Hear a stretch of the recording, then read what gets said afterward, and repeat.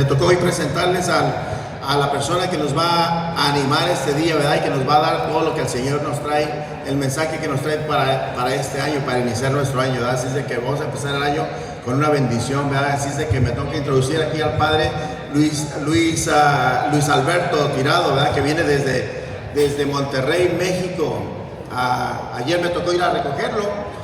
Y dice el Padre que ahora sí que me tocó conocer un poquito de él, ¿verdad? Así es de que el Padre tiene 8 años de sacerdote sirviendo en el área de Monterrey, ¿verdad? Todo lo que es el área de la frontera de México. Así es de que, bueno, lo vamos a dejar que también él siga presentándose y darse una pequeña introducción, ya que es poquito lo que conozco de verdad. Pero bueno, bienvenido, Padre. Bienvenido aquí a nuestra familia de la Cruz. Creo que es la primera vez que viene por acá, ¿verdad? Muy bien, pues bienvenido. Voy a tratar de poner y hablo fuerte, de poner el micrófono un poquito lejos y inclinado para acá. Ya si chilla, ya me disculparán y vamos cambiando la modalidad. Pues bueno, soy el Padre Luis Alberto Tirado Becerril, soy misionero del Espíritu Santo desde hace 20 años, sacerdote desde hace 8 años y bueno, he estado en 2 destinos nada más, en una parroquia, en Milán, Italia, y ahorita estoy en la comunidad de Monterrey en la atención a las obras de la cruz. Un tiempo de mucha gracia y bendición porque me ha ido permitiendo profundizar en la espiritualidad de la cruz. Estar con una comunidad que se dedica al 100% hace que nuestras pláticas, nuestro compartir sea todo desde la espiritualidad de la cruz, y eso la verdad es que es muy rico. Y bueno, gracias a Dios, hoy vamos a compartir un poco de la espiritualidad de la cruz, pero vamos a primero hacer como un acercamiento al tema de la esperanza, para después ir viendo cómo la espiritualidad de la cruz nos presenta el tema de la esperanza, o cómo la espiritualidad de la cruz nos ayuda a vivir la esperanza cristiana. De entrada, bueno, vale la pena entrar en materia sobre qué es la esperanza. La esperanza de entrada es, voy a leer lo que está aquí y después vamos a desmenuzar cada una de estas frases. La esperanza cristiana es una virtud teologal por la que, confiando en las promesas de Cristo, confiando en las promesas de Cristo, deseamos y esperamos de Dios, ¿no? Es una virtud teologal por la que, confiando en las promesas de Cristo, deseamos y esperamos de Dios, es decir, que venga de Dios lo que confiamos y esperamos, que confiamos y esperamos el reino de los cielos y la vida eterna. El reino de los cielos y la vida eterna como nuestra felicidad. Tener ello como nuestra felicidad. Apoyados en la gracia del Espíritu Santo para merecer y perseverar hasta el fin de nuestra vida mortal. Se oye muy rebuscado, puede ser que más o menos lo esté, pero vamos a tratar de desmenuzarlo y después vamos a dar otra definición un poquito, espero, menos densa. Y al final vamos a aterrizar todavía con una definición como más al alcance. De entrada, es una virtud teologal. ¿Alguno de ustedes ha escuchado esa palabrota? ¿Alguno de ustedes sabe lo que es? Más o menos. Vamos viendo. Primero, ¿qué es una virtud? Una virtud, la palabra virtud viene del latín virtus, que a su vez traduce una palabrota griega que se llama arete, es decir, es una palabra que desde antiguo va trayendo el mismo significado, y para poder comprender hoy el significado más profundo de la palabra virtud, vale la pena ir hacia los orígenes. Y bueno, arete significa excelencia, excelencia. Entonces, cuando se habla de virtud, se habla de la excelencia de, de la excelencia, de la justicia. Por aquí alguna de ustedes será muy obsesiva con la limpieza. Bueno, de la excelencia, de la limpieza, claro que hay algunas virtudes que se van volviendo vicio cuando hay exceso o cuando hay defecto, ¿no? Pero cuando no hay ni vicio, ni exceso ni defecto, se vuelve como excelente esa práctica positiva, ¿no? Que hace al hombre ser mejor persona. Bueno, virtud significa excelencia, excelencia. Y es la excelencia de la vida cristiana, de la vida humana, la excelencia de las obras humanas. Pero hay 3 virtudes en particular que no dependen de la persona. Dependen sobre todo de la gracia divina, y esas virtudes son las virtudes teologales. Bueno, aquí ya estaba separando, son las virtudes teologales. Las virtudes teologales son la fe, la esperanza y la caridad, exactamente. Sobre la fe, más o menos sabemos en qué consiste. Consiste en creer con una fe cierta, no se define con la misma palabra. Creer con cierta certeza o con mucha certeza aquello que se ha revelado. Creer con certeza, y la fe implica moverte, vivir en consecuencia con lo que crees. Hay muchas maneras de vivir la fe. Algunas son la fe humana y otra es la fe cristiana. Pero la fe hace al hombre ser hombre. Es decir, la fe le permite al hombre, y me atrevería a decir, le permite al animal en general moverse. Tú puedes subirte a tu carro, salir manejando en el vehículo, y tienes fe en que los otros 2000 carros que van a pasar en el primer cruce no se van a pasar el semáforo. Te vas saliendo de tu casa movido a través de la fe. Fe en las personas. Pero la manera en la que el ser humano interactúa con el entorno es a través de la fe. Cuando tú usas tu teléfono, estás confiado en que tu teléfono no te va a causar cáncer, de que no va a explotar, de que no te lo van a robar.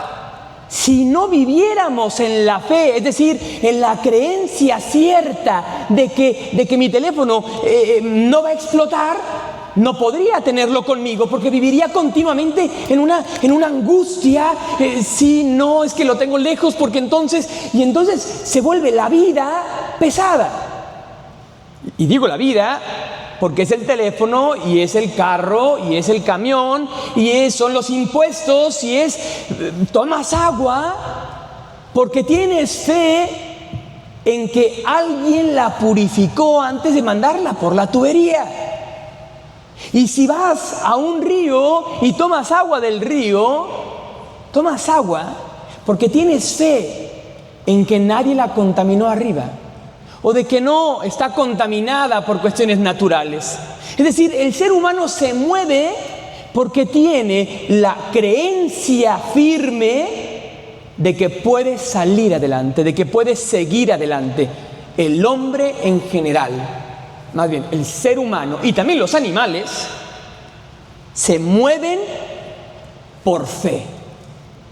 Entonces, la persona que diga yo no tengo fe, o no entiende lo que es la fe, o es un mentiroso, o en realidad decide no creerle a Dios, pero sí creerle a los hombres.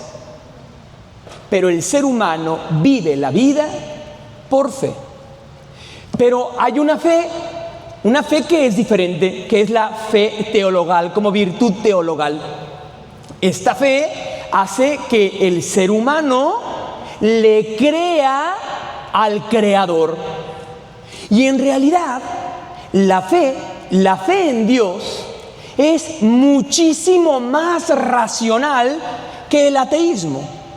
Los grandes filósofos ateos, los que le pensaban más, hay unos que ya decidieron no creer y van adelante como una decisión, pero los que empezaron a cuestionar decían, es que solo hay de dos.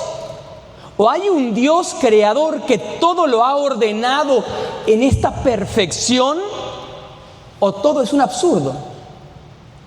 Yo escojo creer que todo es un absurdo, pero es una elección.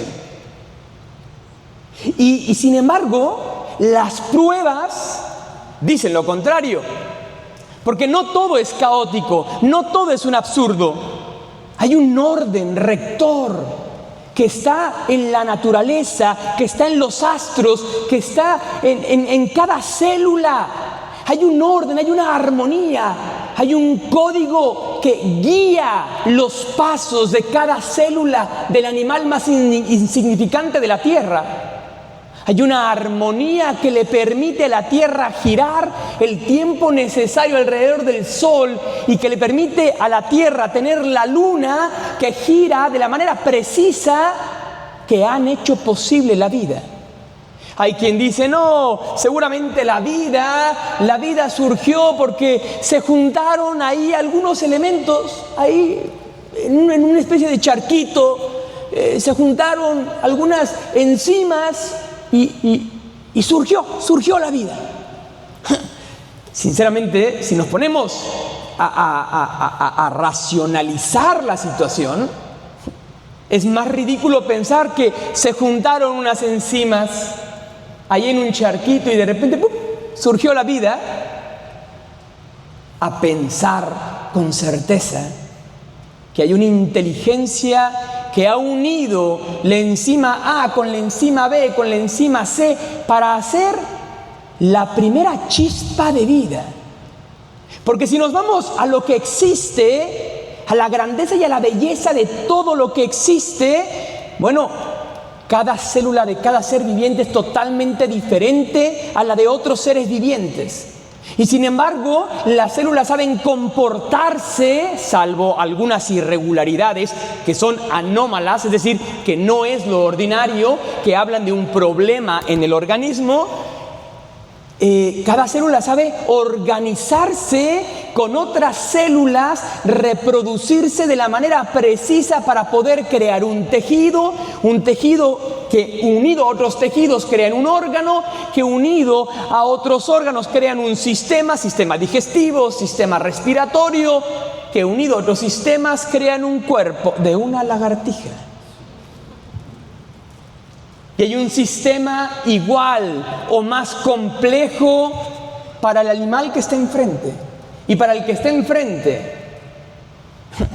es más ridículo pensar que todo sucedió por casualidad que pensar racionalmente que hay un Dios que todo lo organiza. Pero es cuestión de decisión. Y decidir creer en Dios y decidir creerle a Dios es una moción que surge del Espíritu, es una gracia. El necio decide no creer en lo que es evidente a sus ojos porque tiene implicaciones para la vida. Porque no puedes seguir igual después de que aceptas que hay una inteligencia ordenadora que sostiene el universo. Solo la fuerza del amor de Dios, amor que es donación, que es entrega, puede llevar al hombre a decir, hay un Dios. Hay un Dios. Hay un Dios que es amor. Solo la gracia divina le permite al ser humano poder entender que atrás de toda esa perfección hay un Dios que ama, hay un Dios personal, un Dios que acompaña.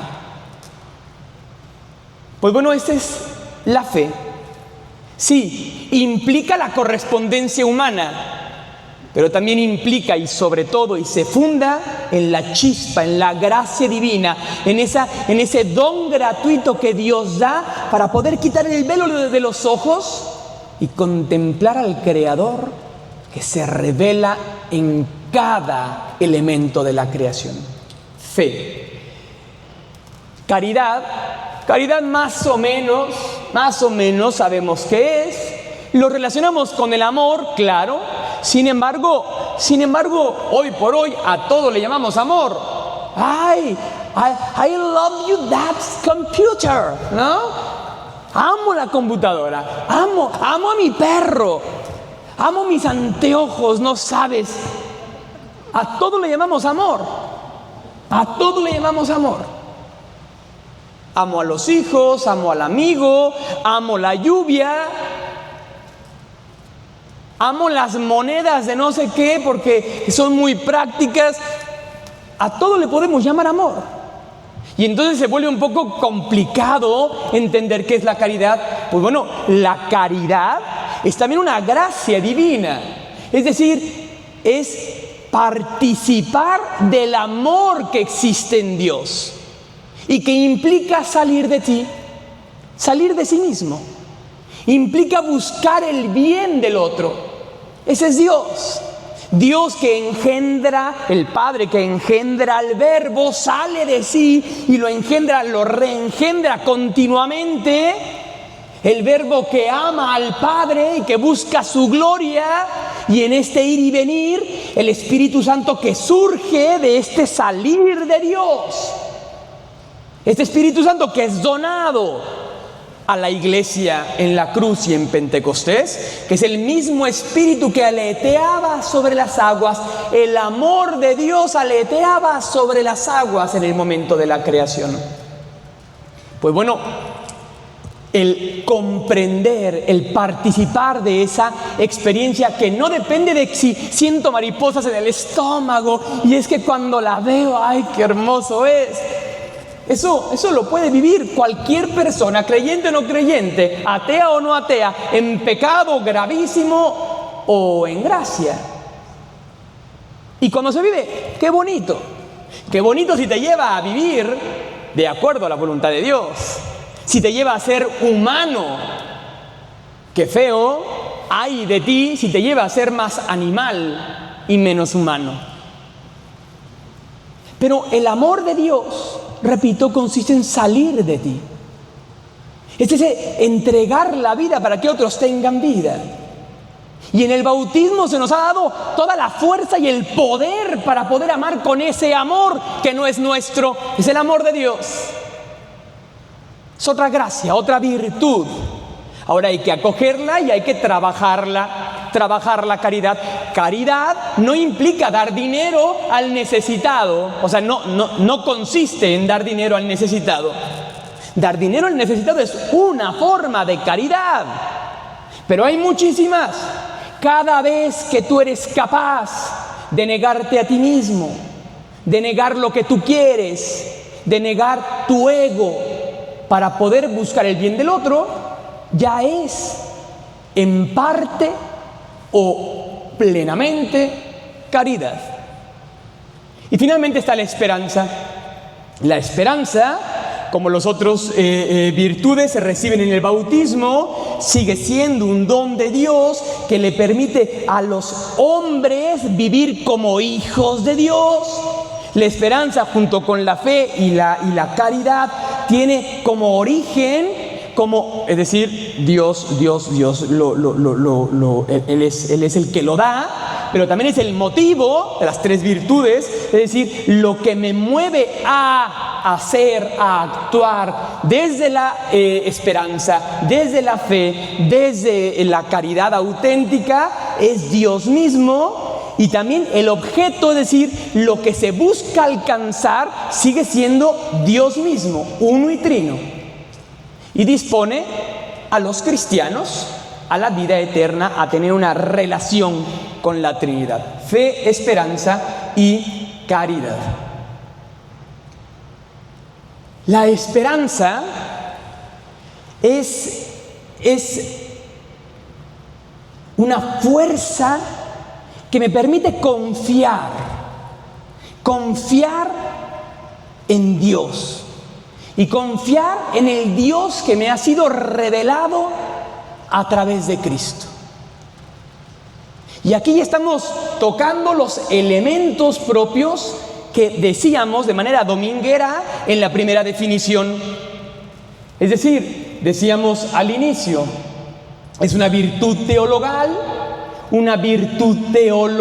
por la que, confiado en las promesas de Cristo, entonces la esperanza me permite confiar. Esperanza y confianza van de la mano.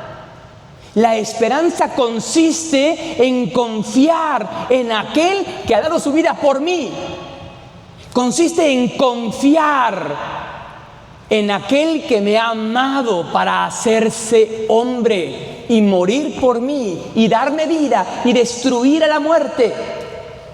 Dice la carta a los Hebreos, mantengámonos firmes en la confesión de la esperanza, pues fiel es el autor de la promesa. ¿Cuál promesa? ¿Cuál promesa?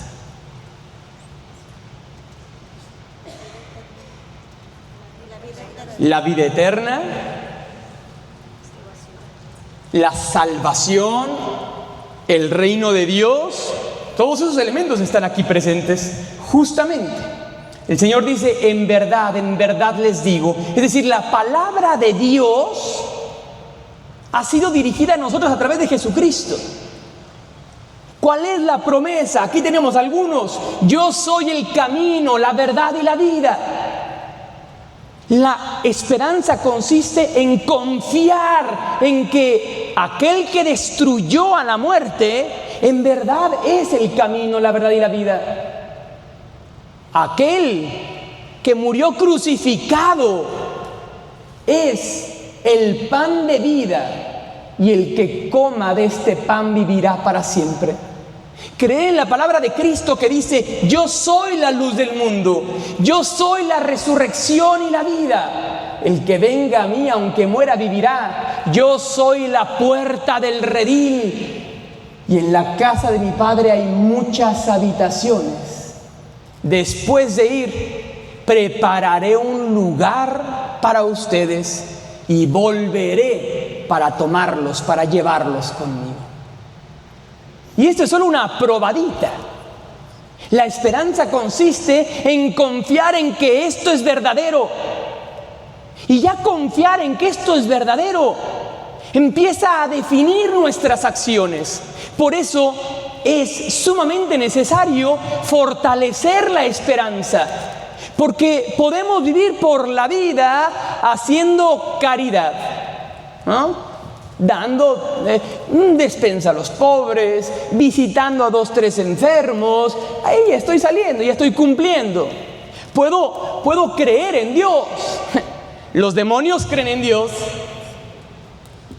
Los demonios creen en Dios. Tienen experiencia de Él y creen en Él. Pero la esperanza mueve a la acción. La esperanza mueve el corazón del hombre.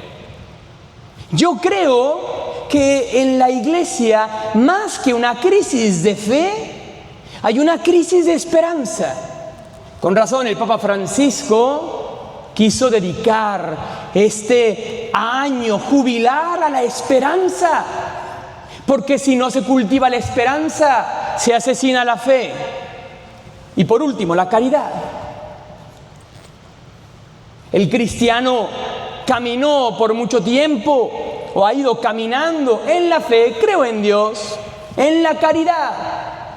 A veces el cristiano va haciendo cada vez más obras de caridad y se aleja cada vez más del culto a Dios, del reconocimiento de la grandeza, del poder de Dios. Y no es que Dios necesite de nuestro culto, es que el hombre tiene necesidad de arrodillarse ante el Creador para redescubrir su profunda pequeñez y al levantar la mirada, saciarse con el amor de aquel que se abaja para estar con nosotros. Pero solo la esperanza te puede llevar a arrodillarte. Repito, los demonios creen en Cristo, creen en Dios, y sin embargo son incapaces de arrodillarse, porque no tienen esperanza. porque la esperanza en ellos ha muerto, porque para ellos todo es oscuridad, porque para ellos ya no hay un futuro posible, bello, luminoso, porque en la eternidad han dicho no a Dios, un no eterno. Pero el hombre tiene esperanza, porque nuestros nos, en la mayoría de los casos, son temporales.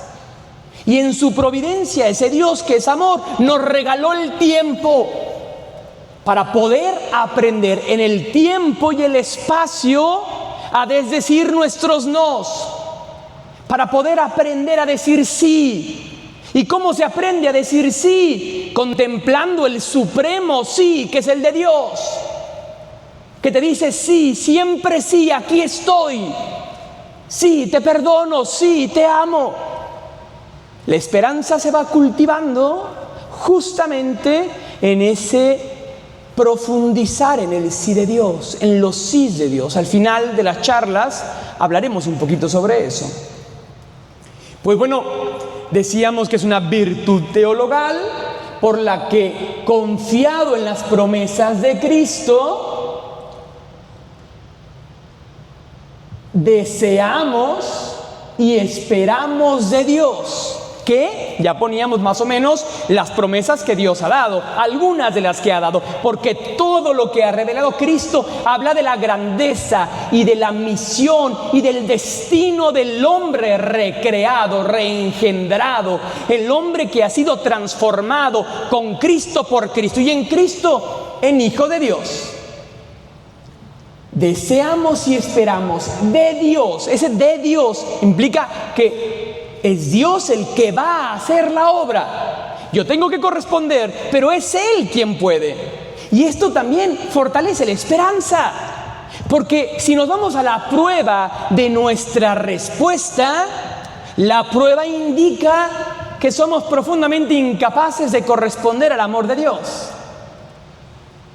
Y por más que nos aferremos, y por más que nos esforcemos, se llama la ley que mata, cuando la palabra de Dios es buena, pero no cala en lo profundo y no entra en el corazón a través del Espíritu. La ley que mata, incluso lo que ha dicho Jesucristo: ama a tu hermano, pon la otra mejilla. Si no entra a nosotros por la gracia, por el Espíritu, es ley que mata, la que San Pablo decía que Cristo había liberado, la que Ezequiel y Jeremías habían prometido que cambiaría, la ley de vida. Escribiré mi ley en un corazón de carne. En un corazón de carne escribiré mi ley. Les daré mi espíritu, infundiré mi espíritu. Es por el Espíritu que podemos vivir la fe, la esperanza y la caridad. Pues bueno, deseamos y esperamos de Dios, deseamos, es decir, Dios ha puesto en nosotros muchos anhelos, y el ser humano tiene también anhelos, muchos de ellos son fantasma, porque el hombre es profundamente imperfecto, pero fue hecho a imagen y semejanza de Dios. Había una armonía maravillosa antes de la caída, pero con la caída, aquel que completaba nuestra imperfección ya no está en tanta comunicación con nosotros. Hemos roto la comunicación y entonces estamos en búsqueda de esa plenitud, en búsqueda de ese ser como dioses o ser como Dios. Cosa que nuestros primeros padres vivían, pero al querer ser como dioses sin Dios, han perdido y han hecho que toda su descendencia lo perdiera. Sin embargo, Cristo vino a deificar, a sacralizar al hombre, a regresarle su dignidad y superarla, porque Adán y Eva no eran hijos de Dios, eran criaturas maravillosas, perfectas, casi. Sin embargo, tú y yo lo somos por el bautismo. Porque el único Hijo, el único que ha sido engendrado eternamente, nos habita. En el Hijo somos hijos de Dios. Empezamos un poquito tarde, así que me voy a extender unos 5 minutos más. Yo sé que ya voy 5 minutos tarde, pero vamos a dar 5 minutos más para poder avanzar un poco más. Entonces, Dios ha puesto anhelos y nosotros tenemos otros. Los anhelos que nos mueven quieren lo mismo que Dios quiere, pero sin Dios. Y los compramos porque son como atajos para poder lograr lo que está inscrito en el corazón del hombre. Es decir, todo pecado lo compramos, todo pecado lo vivimos, lo decidimos, porque hay una promesa de felicidad que cuando pecamos se nos escapa de entre las manos, como cuando vamos a recoger agua en el mar. Se escapa entre los dedos. Pero cuando optamos por el pecado es porque hay una promesa de felicidad que es aparente, es falsa. Solo aquel que es el camino, la verdad y la vida puede realmente regresarnos a nuestra verdadera dignidad y llevarnos a nuestro destino. Solamente Él. La esperanza consiste en confiar en que esto es cierto y moverte en consecuencia. Como ven, si hay confianza en que la palabra de Dios es verdadera, entonces el pecado empieza a disminuir. Empieza a disminuir porque tienes la certeza de que eso que estás pensando que te puede dar felicidad es mentira. De que eso que te dice el mundo que te va a dar felicidad es mentira. Y como confías en Dios, como hay una esperanza en que la promesa de Dios, de Cristo, se cumplirá en un futuro, pero en la medida en la que vas abriéndote a esta palabra, a la persona de Cristo, vas experimentando ya de los bienes futuros que se te han prometido. Y entonces se vuelve un círculo virtuoso, porque en la medida en la que te vas abriendo a Dios, Dios va tocando el corazón y vas teniendo como probaditas de cielo y vas descubriendo que es verdad, que en un momento de oración, en un momento de caridad, en un momento en el que pudiste hacerte a un lado, gozaste, participaste del amor de Dios, una probadita de cielo, y entonces quieres más, y buscas entonces comportarte, vivir de acuerdo al Hijo para ser verdaderamente hijo y poder experimentarte en el Padre. El placer, el gozo que implica estar en Dios, vivir en Dios. Pero la palabra esperanza, por lo menos en español, es un poquito engañosa, porque hay una palabra que se le parece mucho, que es la de esperar, ¿no? Yo estoy esperando a que venga el camión. Ciertamente hay cierta esperanza en que sí va a llegar, pero lo que estás haciendo es darle tu voluntad al tiempo con cierta esperanza de que llegue algo. Es decir, esperar puede ser algo del tiempo cronológico o puede ser algo que acontecerá y que vendrá de Dios. Y por eso ponía aquí estas dos palabrotas, cronos y kairos. ¿Han oído alguna palabra que empiece con cronos? Cronológico, ¿a qué se refiere? Al tiempo, ¿no? El cronómetro que mide la sucesión de los instantes. Y entonces uno, cuando espera, en el sentido de esperar a que pase algo, a que pase el camión, a que pase la lluvia, a que pase el frío, lo que estás haciendo es dar tu tiempo, tu voluntad a que el tiempo pasará y llegará lo que quieres que llegue. Pero eso es cronológico, sucesión de momentos. Sin embargo, hay otra manera en la que en la antigüedad, sobre todo en la fe cristiana, se habla del tiempo, que no consiste en la sucesión de momentos, sino que las antiguas mamás y nuestros mayores muy viejitos ya lo decían de una manera muy sabia: el tiempo es de Dios. Y no se refería a qué hora vamos a comer. Se refería a una confianza en que Dios es bueno y que cuando sea conveniente llegará aquello que espero. Aquello que espero en el tiempo, pero cuando uno vive el kairos, ya no es la sucesión de momentos, sino es el tiempo de Dios. Es decir, los acontecimientos de gracia. Y entonces el cronos es sucesión de momentos. El kairos es la incidencia en la historia de Dios. La incidencia, la acción de Dios en la historia.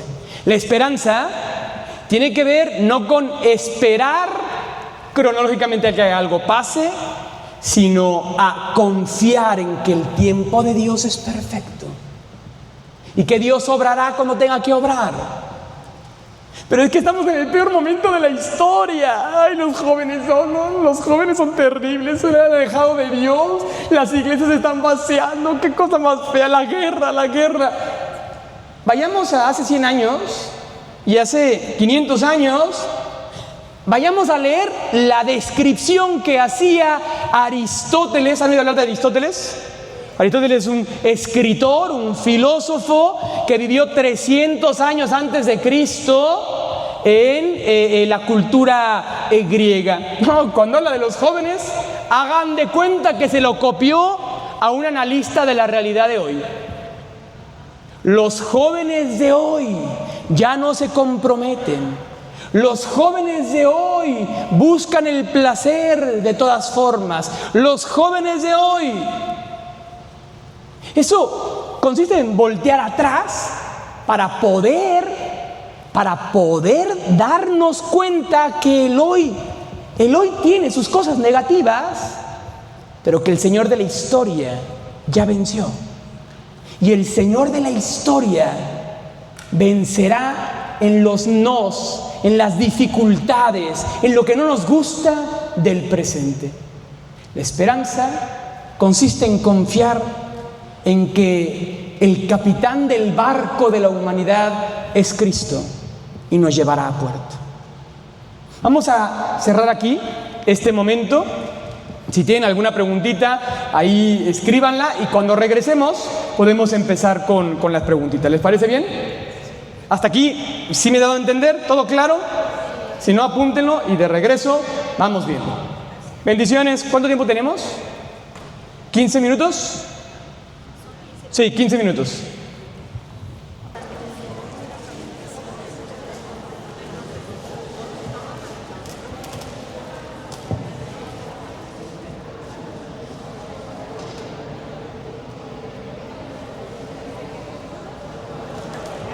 Ustedes dicen, ¿empezamos? Excelente. Pues bueno, gloria al Padre y al Hijo y al Espíritu Santo. Oh Espíritu Santo, ven a nosotros para que podamos anhelar la vivencia de la esperanza, para que esta virtud que nos has regalado en el bautizo podamos vivirla en plenitud, que le liberemos las alas al Espíritu Santo en nosotros para que pueda obrar, que correspondamos a las mociones que el Espíritu nos invite a partir de esta charla y a partir de los distintos acontecimientos en donde hemos tenido esa experiencia de Dios. Espíritu Santo, fuente de luz, ilumínanos. Espíritu Santo, fuente de luz, fortalécenos. Espíritu Santo, fuente de luz, danos tu paz. En nombre del Padre, del Hijo y del Espíritu Santo. La La esperanza podemos verla reflejada a lo largo de la palabra de Dios en muchos acontecimientos. Podemos decir que el padre de la fe, ¿quién es el padre de la fe? Abraham, es también el padre de la esperanza. Vamos viendo por qué. La esperanza, sí, recoge y perfecciona la esperanza de Israel. Esperando, dice la carta a los romanos, esperando contra toda esperanza, creyó. Eso es esperar y fe.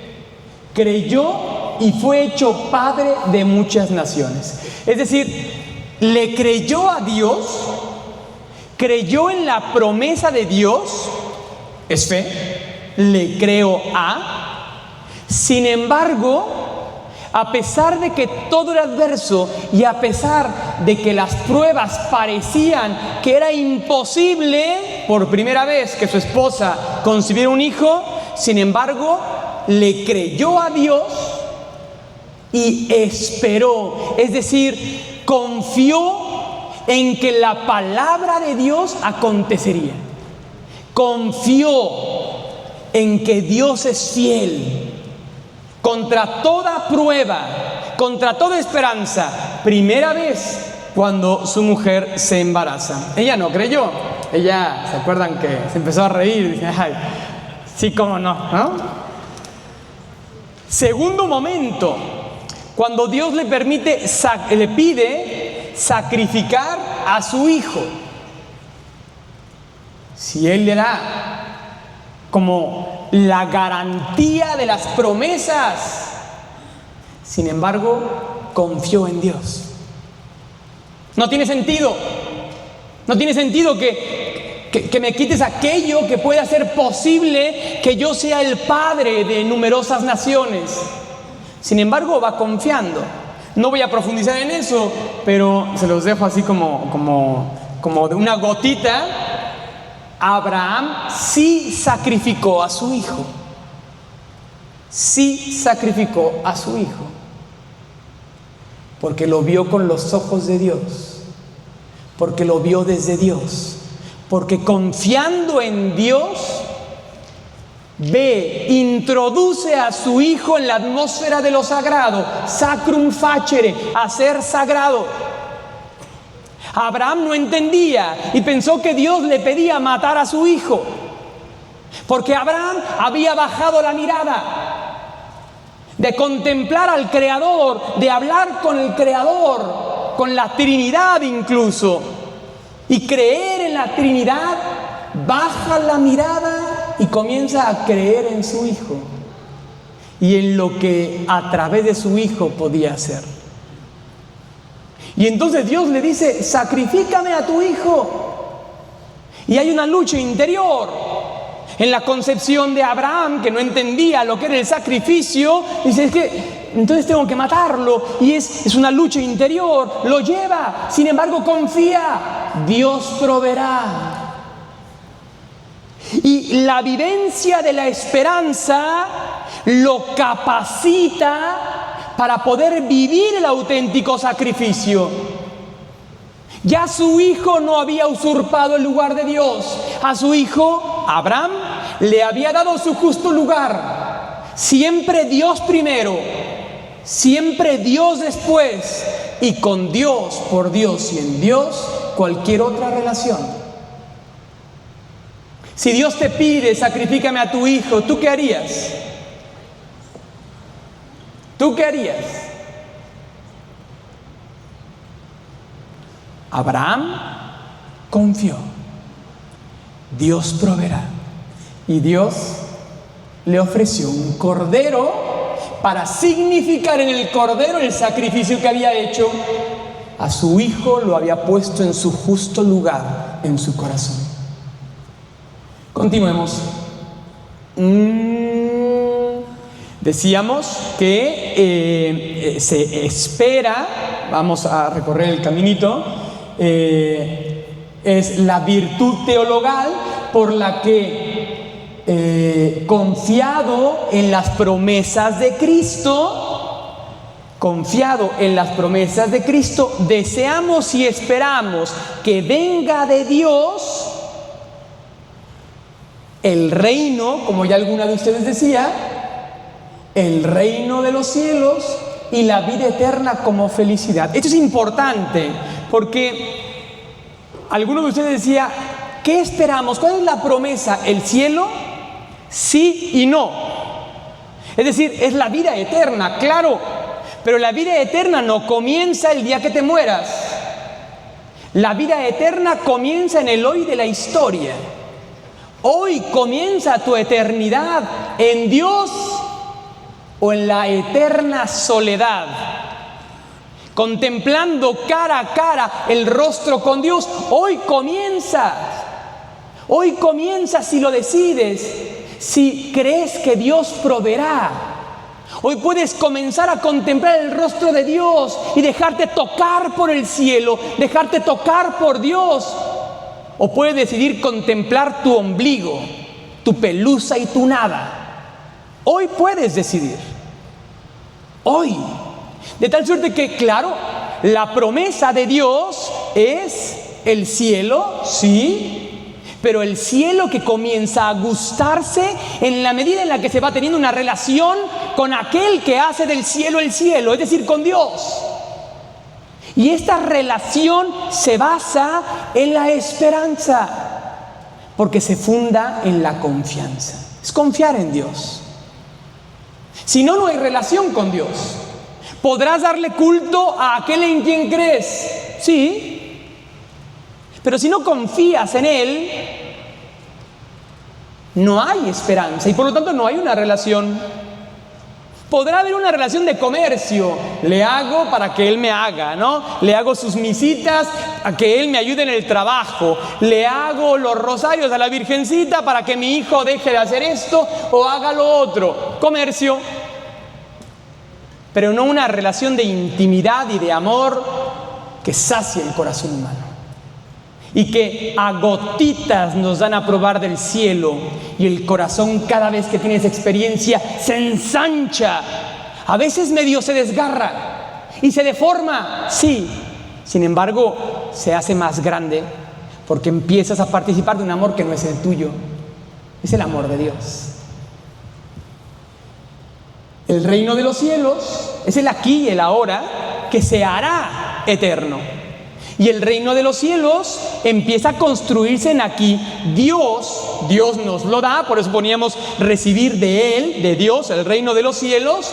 Pero ¿cómo se instaura? Cuando Dios a través de ti y a través de mí va en la historia actuando, amando, sirviendo. Es decir, las bienaventuranzas son como la expresión maravillosa de este reino de los cielos. Voy a dar una rapidísima explicación. No sé si puedan verlas. Sé que está chiquito, pero quería ponerlas todas juntas. Son las bienaventuranzas de San Mateo. Es una lectura que a mí me ha convencido y la verdad es que ya no salgo de esta. Porque si se fijan, la primera bienaventuranza que dice bienaventurados los pobres de espíritu, porque de ellos es el reino de los cielos, abre el tema central de las bienaventuranzas. Bienaventurado significa dichoso, feliz. El tema se ha abierto, el reino se va a revelar. ¿En qué consiste el reino? ¿En qué consiste la felicidad del reino?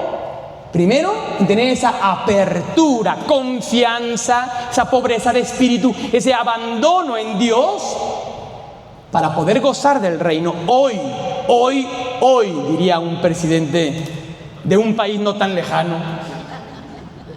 Después hay dos grupos de bienaventuranzas, pero quiero que nos vayamos a la última bienaventuranza. La última bienaventuranza también habla de las consecuencias de vivir el reino, de actuar el reino, de ser los brazos de Cristo que le permitan a Dios en el hoy de la historia construir el reino. Es Dios quien lo construye a través de tu miseria y tu fragilidad, a través de mi miseria y mi asquerosa fragilidad. Pero quiere hacerlo contigo y quiere hacerlo por ti, porque el beneficiado eres tú. Y entonces el reino de los cielos Y la última bienaventuranza dice: bienaventurados los perseguidos por causa de la justicia. Felices, dichosos los perseguidos por causa de la justicia, porque de ellos es el reino de los cielos.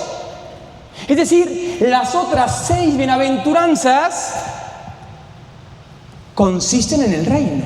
Se abre el tema del reino, primera bienaventuranza. La última, que después se desarrolla un poco más, habla del reino de los cielos. ¿Qué hay en medio de ello?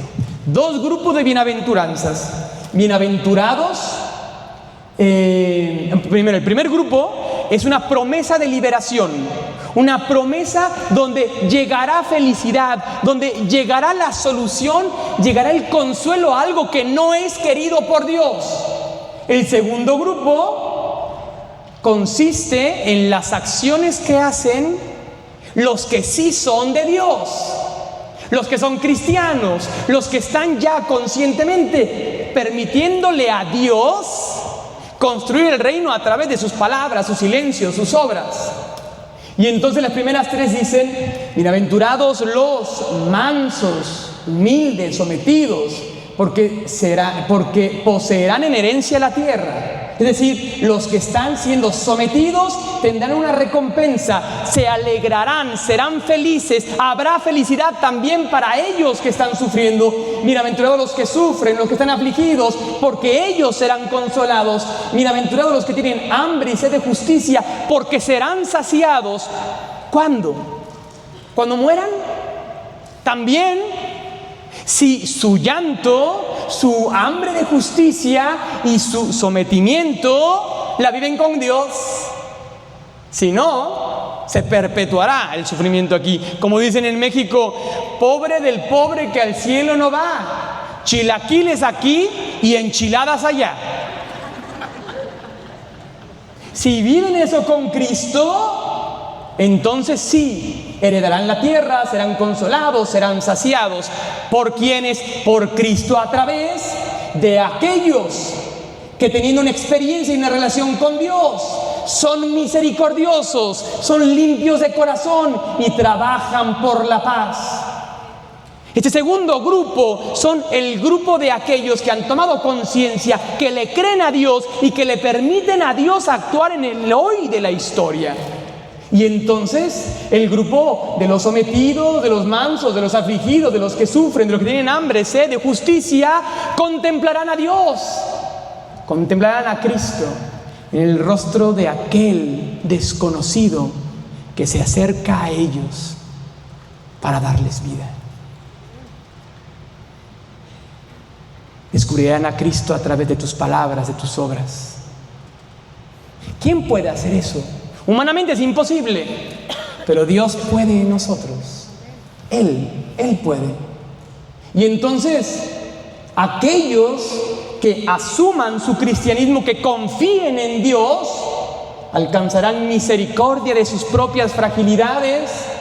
Ellos verán a Dios también en el rostro de aquellos a quienes amarán, y en la Eucaristía, y en la hormiga, y en los árboles, y en el palpitar de su corazón, y en cada acontecimiento de la creación, porque al confiar en Dios se establece esa relación que toca el alma. Y ellos verdaderamente vivirán como hijos de Dios y serán llamados por el Padre: ven a mi casa, hijo mío, ven a gozar de la morada que había preparado en el cielo para ti. El reino de Dios sí es algo futuro, pero el reino de Dios es cuando le permites a Dios reinar en ti y amar a través de ti. ¿Y esto es una utopía? No, es la esperanza cristiana. Utopía es esperar que pase algo ridículo, algo imposible, pero para Dios no hay imposibles. Dios lleva construyendo el reino a través de instrumentos profundamente miserables desde hace más de 2000 años. Y bueno, esto dispone a la vida eterna, por supuesto, pero eso nos permite participar de la vida eterna. Y entonces, y solo entonces, quien se encuentre en este grupo de personas que gozarán del reino de Dios, serán felices, que es el anhelo del corazón humano. A veces se confunde la felicidad con ciertas alegrías o placeres. Esas alegrías son simpáticas, son buenas, pero la felicidad es un estado del alma. Es una paz existencial que solo surge por la esperanza, por la fe y por la caridad. Solo surge cuando el reino va aconteciendo a través de otros en tu favor, es decir, cuando Dios a través de su cuerpo místico te ama y cuando tú le prestas tus miembros para que Él ame a otros a través de tu asquerosa miseria y fragilidad. Pues bueno, hay una esperanza de que esto sea permanente y es necesario luchar para que esto pueda ser posible, es decir, para que Dios pueda obrar en mí. Tengo que quitar todos los obstáculos, porque la obra la hace el Espíritu Santo. Tengo que quitar los obstáculos, tengo que relacionarme con el Espíritu Santo, tengo que invocarlo, tengo que conocerlo, tengo que prestarle mi libertad, tengo que implorarle que sea plenamente Él en nosotros y quitar todo lo que obstaculiza. Todo lo que obstaculiza. A veces sabemos bien lo que no nos lleva a Dios. Yo en primera persona lo sé, lo conozco. Y sin embargo, estoy cansado, no ahorita, no, porque también me sirve para otra cosa. Y ahí vamos postergando. Y le atamos las alas al Espíritu y le amarramos el pico para que no susurre el amor de Dios en nuestro corazón. Pues bueno, dejémonos apoyar por el Espíritu Santo para poder perseverar. Me voy a ir más rapidito. Aquí está una definición a lo mejor un poquito diferente. Dice lo mismo pero con otras palabras. Esperanza es una virtud, una excelencia dada por Dios que por la gracia del Espíritu Santo engendra paz y felicidad en el hombre dispuesto. La esperanza da la certeza existencial de que las palabras y promesas de Cristo siempre se cumplen, pues Cristo es camino, verdad y vida. La esperanza nos mueve a anhelar con absoluta confianza el reino de los cielos como plenitud de la felicidad humana. La esperanza cristiana nos impulsa a vivir los mandatos de Cristo y a colaborar en la construcción del reino, lo que acabamos de decir, en el hoy de la historia. Y nos permite pregustar, por eso da felicidad, pregustar ya desde el aquí de esa felicidad, de la vida eterna que tendremos en plenitud al final de nuestros días. Pues bueno, nos quedan 10, 15 minutitos para dar un salto. Esta era la introducción, era lo que iba a ser la primera mitad de la charla.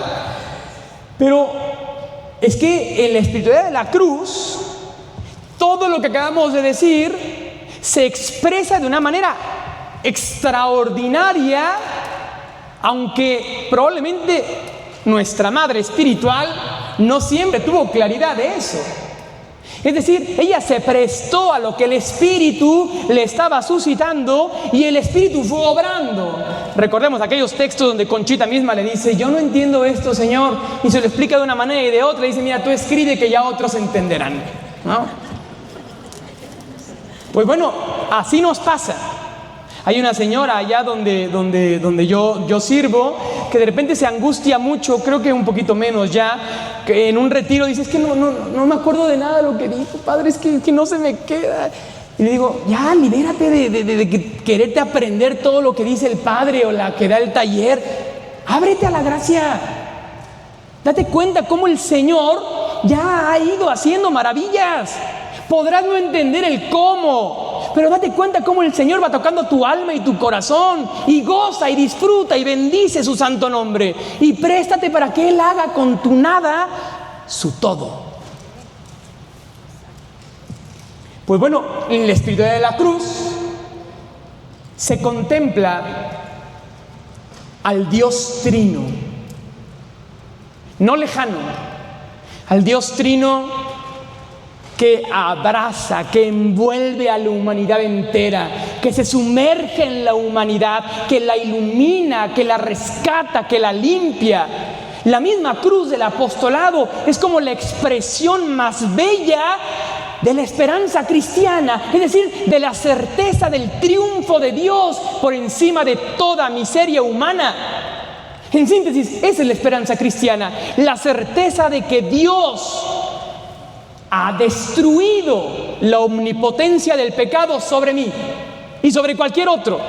Y donde allá veas males y pecado y oscuridad, si te prestas y se prestan a que Dios obre, Dios puede obrar.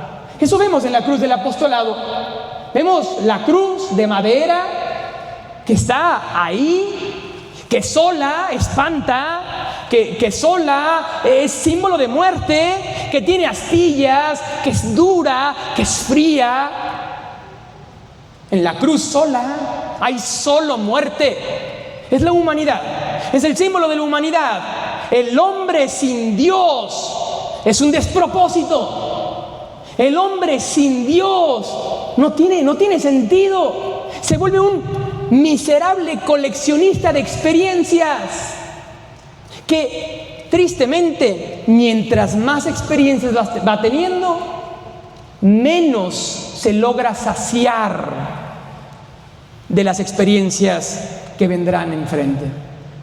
Y entonces tiene que vivir más, experimentar más, y se deshumaniza cada vez más. En la espiritualidad de la cruz contemplamos la cruz, por supuesto, pero una cruz que está impregnada de luz, una cruz que no está sola, una cruz que tiene el corazón de un muerto que está vivo, un corazón que palpita, un corazón que arde, un corazón que ama. Contemplar la cruz es contemplar precisamente la victoria del amor por encima del dolor, la victoria de Cristo, de Dios, del bien por encima del mal. Es que hay guerras aquí y allá, y Dios, a pesar de que hoy hay, y ha habido los últimos 10,000 años, Dios ha ido construyendo el reino. Y Dios ha santificado todos aquellos que se abren a su gracia. Una guerrita no puede destruir los planes de Dios. Ni siquiera una ideología, ni siquiera un gobierno. Dios triunfa. Y Dios se vale de ese gobierno, de esa ideología, para engendrar vida, así como se valió de la cruz para engendrar la vida eterna para cada uno de nosotros. Si ya lo hizo con la cruz, ¿cómo dudamos de que Él triunfará?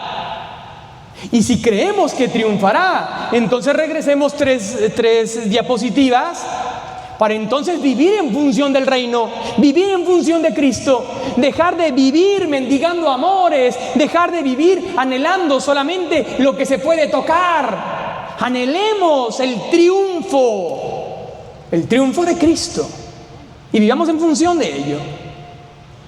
Paradójicamente, siempre que ha habido crisis sociales, es porque la iglesia comienza a alejarse de Dios. Y cuando hay crisis sociales, en los últimos 2000 años, y la iglesia se aleja de Dios, la crisis que daña al cuerpo de Cristo en la historia, siempre ha permitido que el cuerpo de Cristo una vez más resucite en la historia. Que vengan todas las crisis. Hay que tener miedo. Si confiamos en nuestras fuerzas, hay que tener pavor. Si verdaderamente confiamos en Dios, si cultivamos la esperanza, que vengan, porque Él nos hará capaces, porque Él le dará a la iglesia el triunfo, porque en la iglesia Él vive y vivirá, y la muerte no tiene poder sobre Él. En esta cruz contemplamos al Espíritu Santo, que es el hacedor de este proyecto, el que da la gracia, el que ilumina a toda la humanidad, y el Padre que sostiene nuestra humanidad. En este tiempo histórico, más que nunca tiene sentido la espiritualidad de la cruz, y en este año más que nunca. Conchita dice que la virtud de la esperanza espiritual y perfecta consiste pues en suspirar constantemente por la posesión del amado. Fíjense, no ya la vida eterna, ella va más allá. ¿Y qué tiene sentido? ¿De qué sirve la vida eterna sin Dios?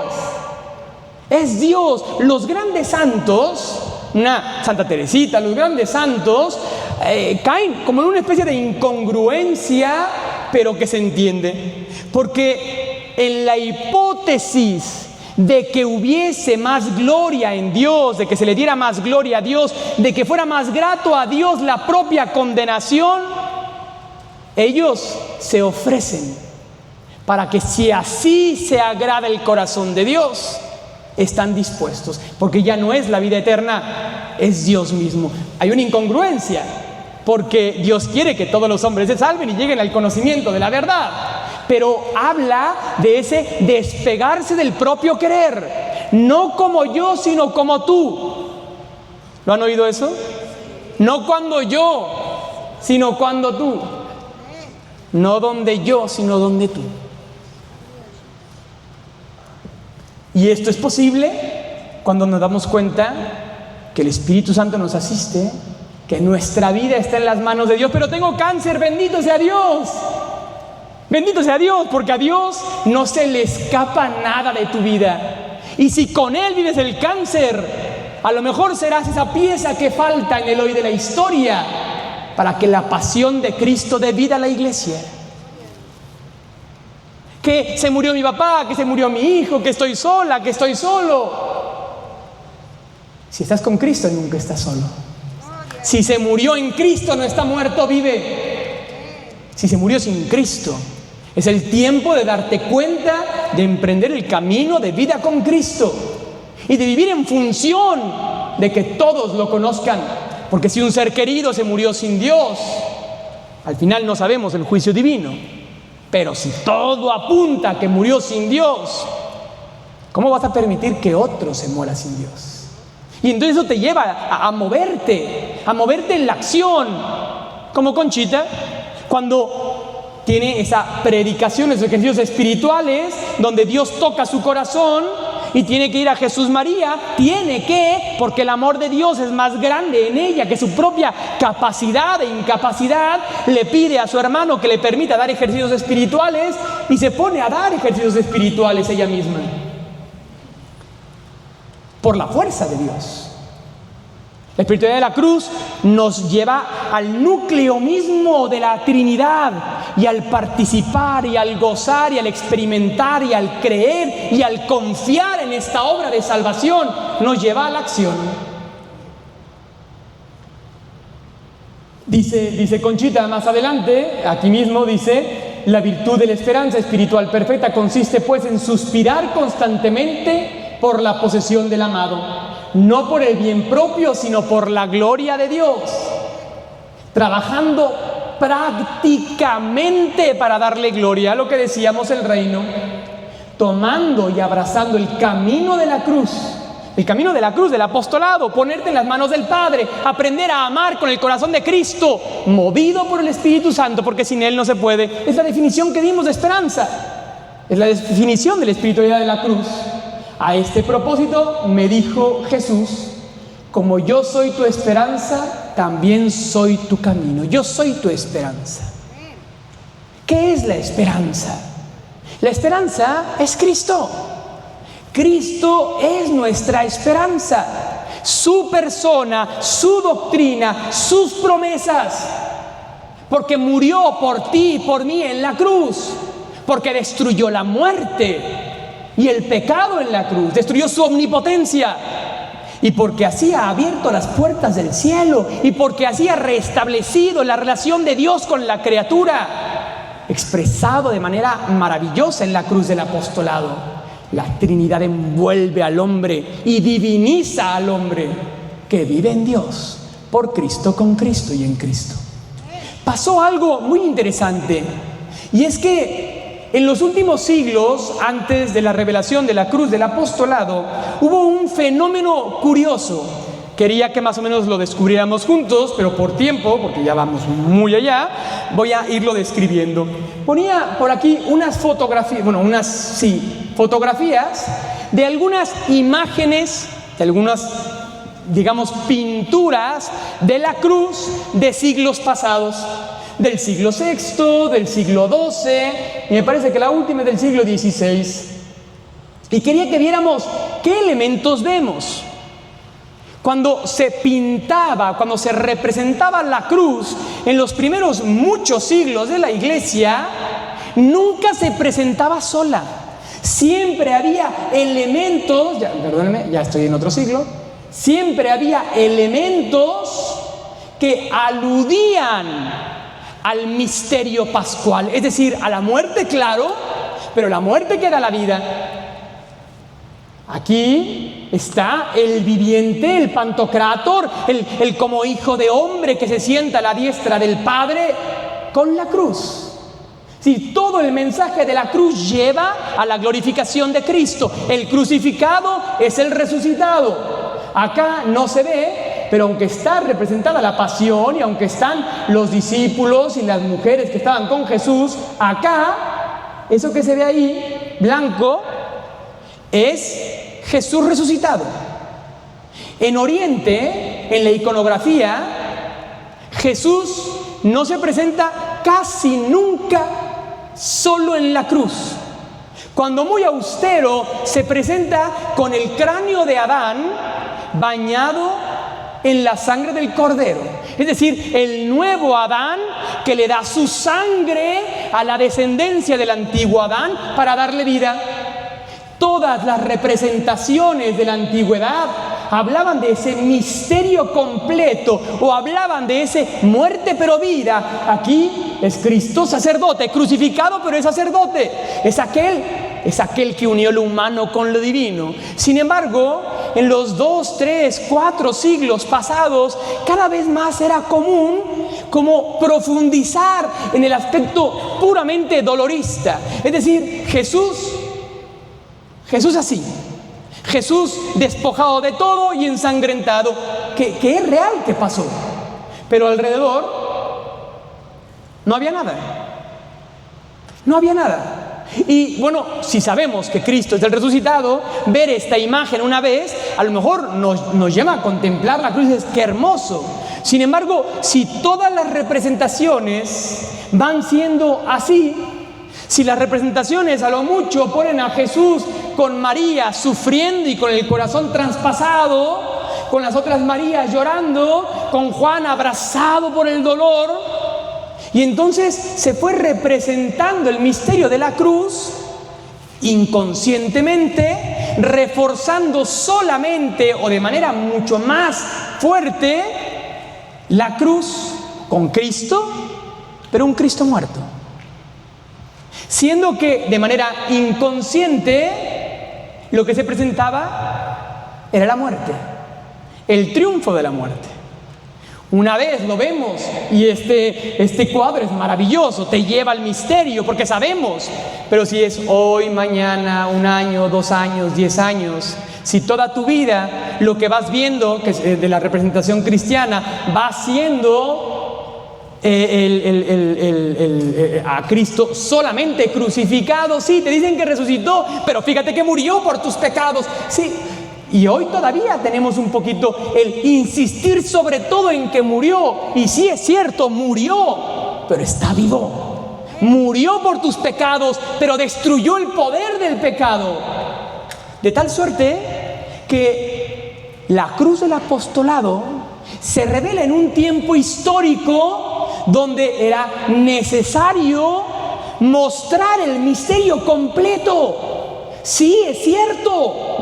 Sufre, sí es cierto, fue asesinado, sin embargo vive y ama, vive y sigue amando en el hoy de la historia. vive y te ama. Y con ese amor es que tú puedes vivir en la Trinidad, y solamente con ese amor. El tuyo no te alcanza, el tuyo es como la cruz sin Cristo, es frío, es convenienciero, es doloroso. Pero con Cristo, y puedes tenerlo con Cristo por el Espíritu Santo, vas aprendiendo a amar al estilo de Cristo. Cristo que se movía en todo y por todo por su Padre. Yo les digo lo que he oído a mi Padre, el Padre que sostiene a la humanidad amorosamente, a ti y a mí, en sus manos. El mundo que vive en tinieblas vio una gran luz. Sin embargo, muchos no lo recibieron.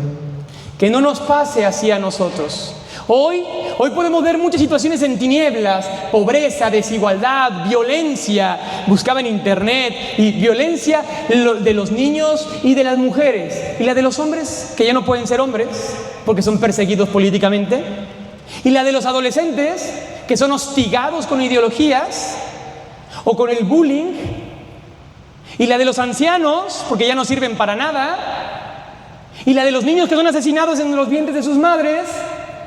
El hombre sin Dios se vuelve contra el hombre. 878,000 abortos había en el 2022. No, en el 2023.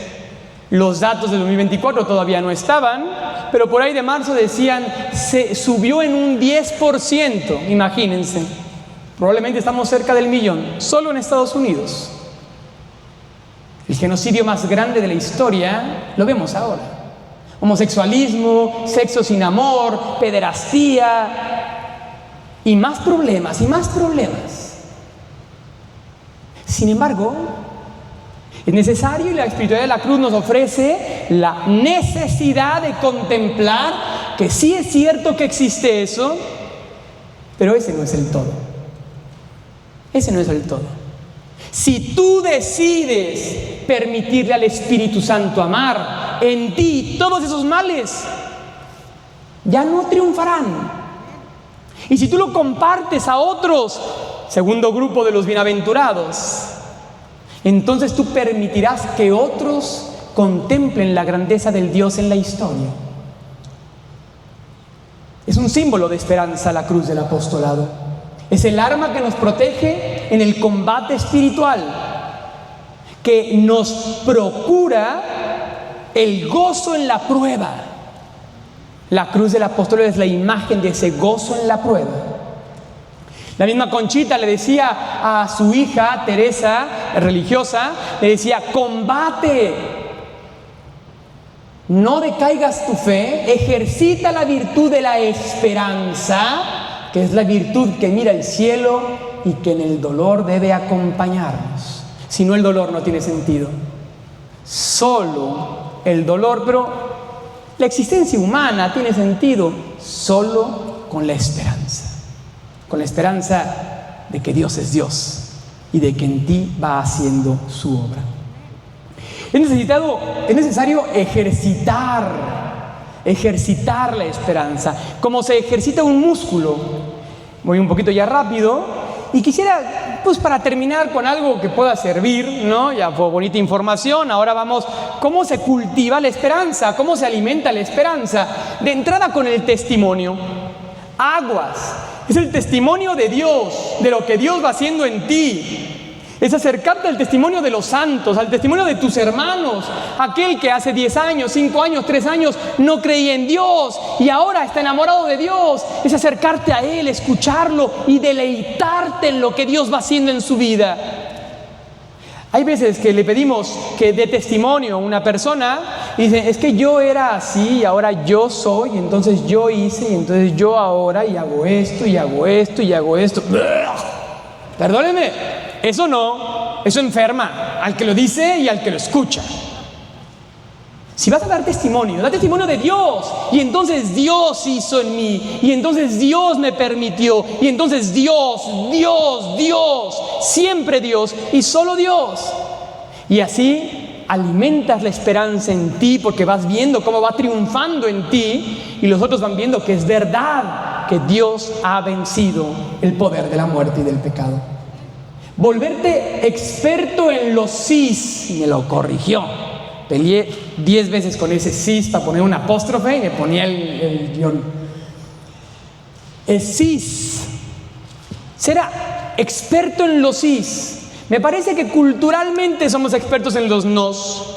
Es que no vino tu tía fulana, es que mi hijo no va a pasar la Navidad con nosotros, y es que ya no puedo comer como antes, es que ya no puedo subir el cerro, es que ya no puedo manejar, es que ya no. Hay que volvernos expertos en los sís. Es cierto que tu hijo no pasó Navidad contigo y los otros 3. ¿Y pudiste gozarlos? ¿O estuviste ahí que mi chiquito de 45 años no pudo venir? Pero ahí tienes a tus otras hijas o hijos. Y ahí tienes a tus nietos. Y si no, ahí tienes a tus vecinos. Y si no, ahí estuvo la Eucaristía. Fuiste a festejar al recién nacido. ¿Le permitiste nacer en ti? ¿Le permitiste triunfar en ti? ¿O te has quedado con los nos? Que mata la esperanza. Por acá ponía... Decidir, porque es una decisión, ver los nos, solo los nos, no los nos hay que verlos.